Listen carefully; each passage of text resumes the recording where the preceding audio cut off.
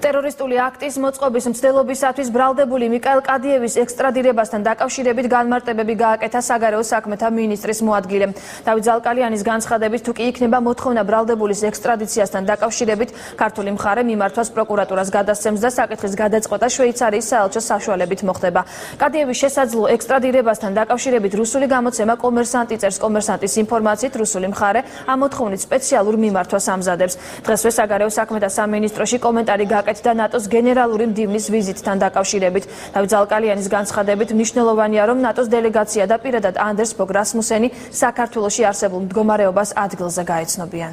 მოგახსენეთ, ეს არის სამართლებრივი თუ არაფერი არა, ეს არის სამართლებრივი თემა და თუ კი იქნება მსგავსი მომართვა, ეს გადაეგზავნება პროკურატურას, ჩვენ დიპლომატიური ურთიერთობები არ აქვს, მაგრამ შვეიცარიის საელჩო, რომელიც საქართველოს ინტერესთა სექცია არის მოსკოვში, ბუნებრივია, როდესაც არ არის დიპლომატიური ურთიერთობები, ამ შვეიცარიის საელჩოს მეშვეობით მოხდება.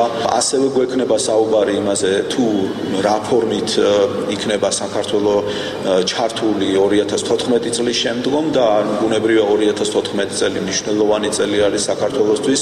ჯერჯერობით ცნობილი არ არის, როდის ჩატარდება ნატოს სამიტი, თარიღი ჩვენთვის უცნობია, თვითონ ნატოში არ არიან ამის შესახებ ჩამოყალიბებული, მაგრამ ჩვენ ველოდებით, რომ ნატო ადეკვატურად შეაფასებს საქართველოს ყველა იმ მცდელობას, რომელიც ამ ორი მიმართულებით, ანუ დემოკრატია და წვლილი საერთაშორისო უსაფრთხოებაში და მოხდება ქვეყნის უფრო მაღალ საფეხურზე ინტეგრირება ჩრდილოატლანტიკურ ორგანიზაციაში.